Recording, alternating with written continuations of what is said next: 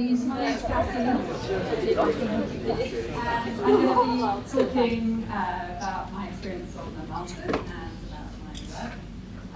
So I started my Masters in 2019. I'm actually still doing it. So I'm a part-time student and I dropped my studies for the year.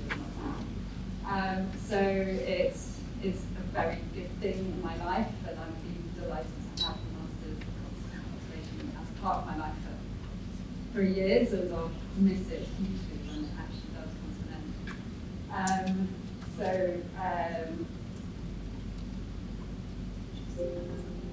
I will talk a bit about my work before my Masters, because I'm doing it for mid-career, and I worked before in humanitarian response and international development.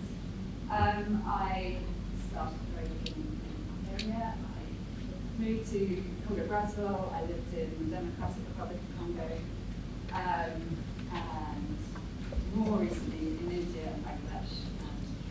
So I worked for various NGOs, CRS for a lot of times, and did a lot of emergency work, but also programs in agriculture, livelihoods, health. I worked with health professionals. We always work with local organisations and partner organisations. Water and sanitation programs. It felt like I could dip into a bit of anything, which is the joy of working in that line of work. But I think one thing I almost never touched on was biodiversity conservation, and just coming back to the UK and really engaging in those debates that was like a bit of a wake-up call, and I wanted to learn much more about it. And as I do my Masters and reflect on my work, I think the challenge is to try and bring those two things together a bit, and to do international development, humanitarian response, and some sort of environmental recovery or nature restoration at the same time. That I see as a real challenge. My work during my Masters, particularly during lockdown, has been for Forest Trends. I'm still working for them. I did a big research project for about a year, and about a year ago this report was published, Illicit Harvest of Complicit Goods. I co-authored with Art Blundell. We asked 3 research questions. How much deforestation in the tropics was for commercial agriculture? How much was illegal? And how much was exported? And our findings, the methodology was all to do through literature review. It was desk review, a lot of data crunching, looking at forest loss and trade data and FAO data. And the finding was that 60% of deforestation in the tropics was due to commercial agriculture. So taking aside subsistence agriculture, because we don't want that to be in the firing line for stopping deforestation.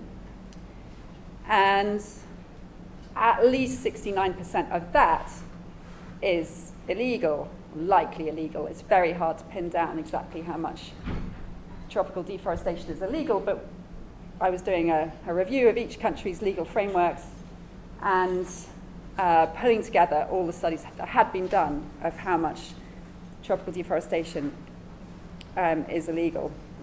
And of that, we established that 31% is exported. So this is, in terms of kind of the global spread of this problem, the size of the circle is the size of forest loss.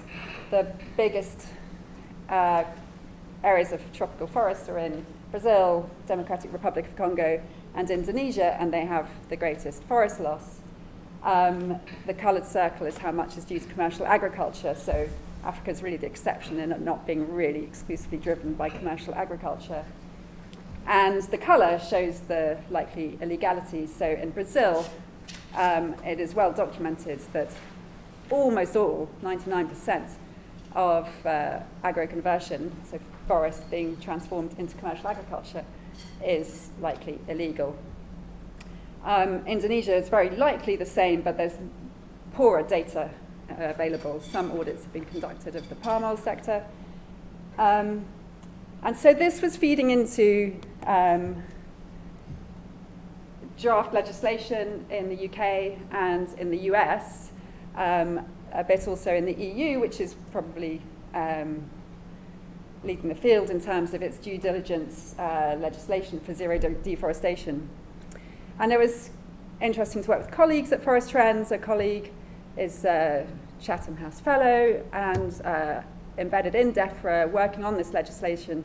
So very close work between the research and the policy advisory roles that Forest Trends has. And the UK Environment Act 2022, Article 17 is on prohibiting commodities, the import of commodities that have come from illegally deforested land. So there's a real opportunity there to try and put the brakes on some of this deforestation that is happening in the tropics. What I would like to see, though, is a far stronger law, and based on the research into how much is illegal, it's very, very hard to pin down what is illegal. So requiring companies to do due diligence to prove their supply chain is free of illegal deforestation, there's a lot of wiggle room there. So I admire the EU's approach of saying zero deforestation in supply chains. Also, previous speakers have talked about the kind of silos that exist, and there's a real silo between the environment and human rights, and the two really need to go together.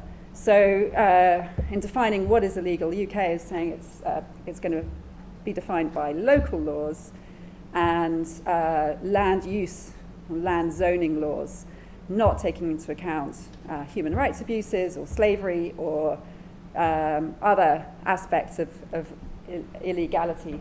So there's room there to really toughen it up. It is also only local law. So if the country hasn't adopted as national law their international commitments regarding Indigenous peoples and local community ownership of forest, there is simply not relevant in terms of this UK prohibition on commodities.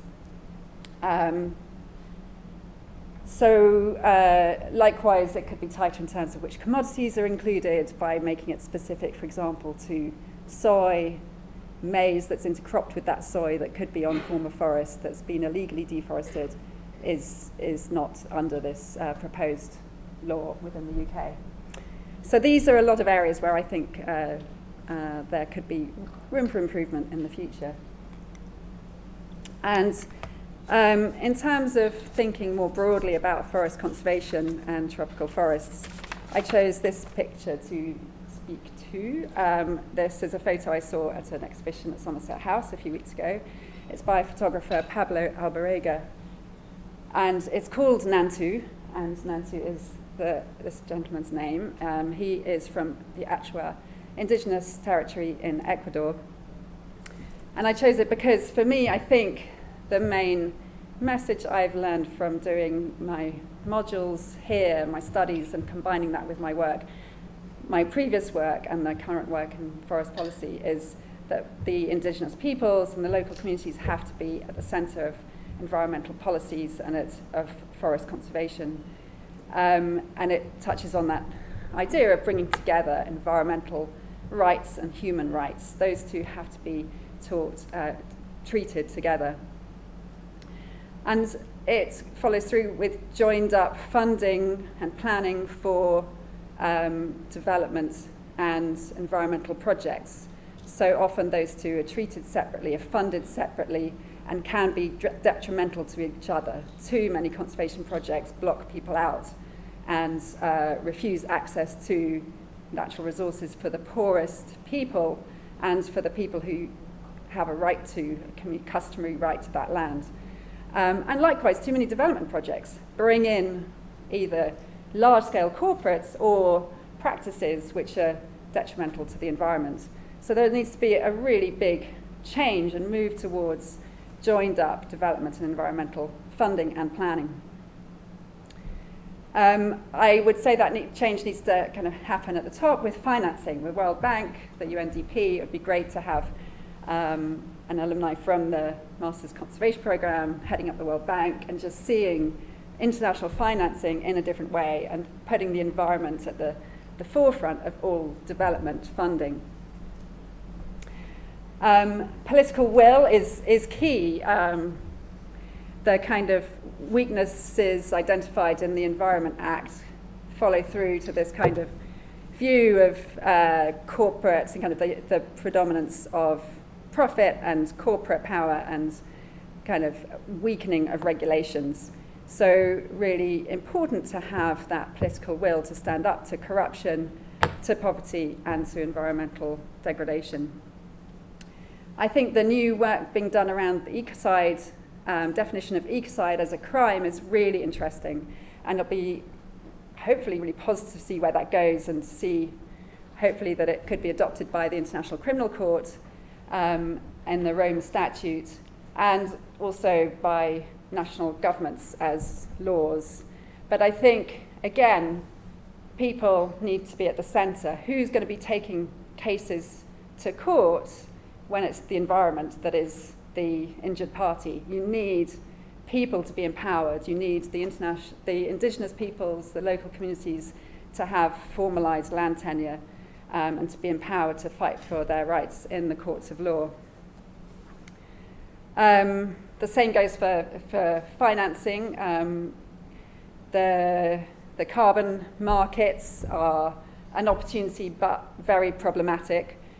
Working for Forest Trends, I work for an organisation that believes that markets are the solution, and I find myself constantly having tricky discussions where I try to put limitations around that and argue for stronger regulations. But I think mechanisms like REDD+, funding emissions reductions for forest conservation are a huge opportunity, but they haven't got a great track record, and they have continued this pattern of disempowering the local communities. The money goes to the governments or to the international organisations. It's very hard to really see the benefits tied both to conservation results and to local communities and indigenous peoples. And finally, the push for protected areas, the push for creating new protected areas, increasing the amount of land under protected areas. Yes, but, at risk of sounding like a broken record, put those rights of indigenous peoples and local communities into the framework for those protected areas, because excluding them sets up conflict and entrenches poverty, and working with the local communities is adding huge potential for partnership and for collaboration and on the ground expertise in conservation where it matters.